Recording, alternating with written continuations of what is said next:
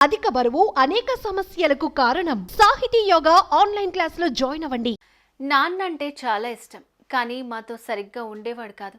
అప్పుడప్పుడు వచ్చి వెళ్ళేవారు, కానీ మాతో ఉండేవారు కాదు. 6 రోజుల క్రితం నాతో మాట్లాడారు. భయపడొద్దమ్మా, బాగా చదువుకోవాలి, తమ్ముణ్ణి అమ్మను జాగ్రత్తగా చూసుకోవాలి, నేను వస్తాను అంటూ చెప్పాడని కన్నీళ్లు పెట్టుకుంది. అమాయకపు చూపులతో ఆ చిన్నారి మాట్లాడిన మాటలు అందరి హృదయాలు కలిచివేస్తున్నాయి.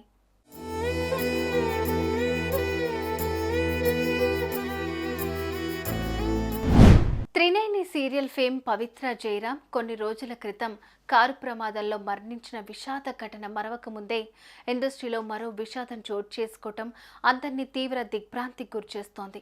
పవిత్ర మరణాన్ని తట్టుకోలేక నటుడు చంద్రకాంత్ శుక్రవారం తన నివాసంలో ఉరివేసుకుని ఆత్మహత్య చేసుకున్న ఘటన తీవ్ర కలకలం రేపింది. కేవలం 5 రోజుల వ్యవధిలోనే ఇద్దరు చనిపోవడంతో ఇటు కుటుంబ సభ్యులు అటు బుల్లితెర ఇండస్ట్రీలో విషాదం మునిగిపోయింది. ఇక చంద్రకాంత్ కూతురు మాట్లాడిన మాటలు అందరి హృదయాలను కదిలించాయి.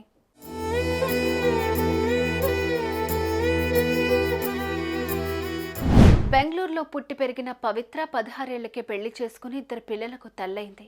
భర్తతో గొడవల కారణంగా పిల్లలతో బయటకొచ్చి కష్టాలు పడుతూ సీరియల్ ఇండస్ట్రీలోకి అడుగుపెట్టింది. కన్నడలో పలు సీరియల్స్లో నటించిన తర్వాత త్రినేని సీరియల్ ద్వారా మరింత పాపులారిటీ సంపాదించుకుంది.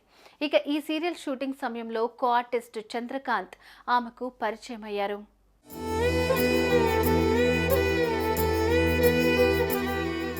అయితే చంద్రకాంత్కు ఇదివరకే పెళ్లై 2 పిల్లలు కూడా ఉన్నారు. 2004లో శిల్ప అనే అమ్మాయితో ప్రేమలో పడ్డారు చంద్రకాంత్.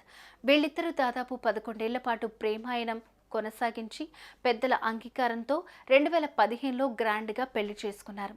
వీరికి ఒక పాప, ఒక బాబు జన్మించారు. ఇక త్రినేని సీరియల్ ద్వారా పవిత్ర జయరాంతో పరిచయం కాస్త ప్రేమకు దారితీసింది. ఫలితంగా చంద్రకాంత్ తన భార్య, పిల్లలకు దూరం పెడుతూ వచ్చాడు.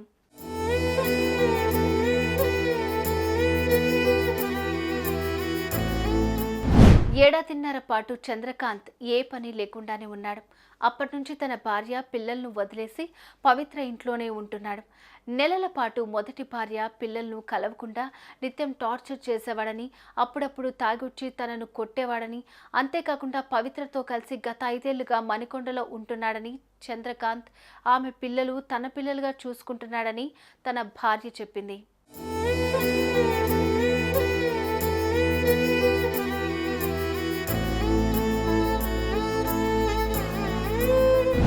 ఈ క్రమంలో కన్నడ సినిమాకు సైన్ చేయడం కోసమని బెంగళూరు వెళ్లిన వీళ్లు తిరిగి వస్తుండగా రోడ్డు ప్రమాదానికి గురయ్యారు. వీరి కారును ఆర్టీసీ బస్సు ఢీకొట్టడంతో పవిత్ర హార్ట్ స్ట్రోక్తో మృతి చెందారు. అటు చంద్రకాంత్ కూడా గాయాల పాలయ్యారు.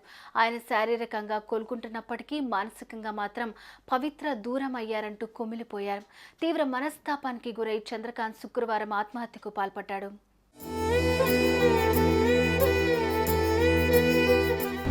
ఇక చంద్రకాంత్ మృతితో కుటుంబ సభ్యులు కన్నీరు మున్నీరయ్యారు.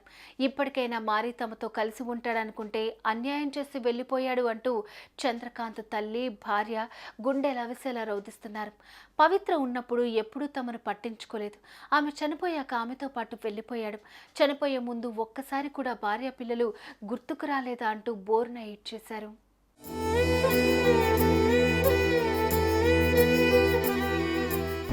ఇక చంద్రకాంత్ కూతురు మాట్లాడిన మాటలు అందరినీ కలిచివేస్తున్నాయి. నాన్న 6 రోజుల క్రితం నాతో మాట్లాడారు. భయపడొద్దు, బాగా చదువుకోవాలి, తమ్ముణ్ణి అమ్మను జాగ్రత్తగా చూసుకోవాలని, నేను వస్తాను అంటూ చెప్పాడని కన్నీరు పెట్టుకుంది. అమాయకంగా మాట్లాడుతూనే ఆ చిన్నారి మాటలు వింటుంటే అందరి మనసు చలించిపోయింది. భార్య, పిల్లల కోసం మనసు మార్చుకుని ఎప్పటికైనా తిరిగి వస్తాడని ఎంతో ఆశించామని, తమ ఆశలు అడియాసలయ్యాయని ఆయన కుటుంబ సభ్యులు కన్నీరు మున్నీరయ్యారు. సుమన్ టీవీలో మీ పర్సనల్ అండ్ బిజినెస్ ప్రమోషన్స్ కోసం కింది నెంబర్కి కాంటాక్ట్ చేయండి.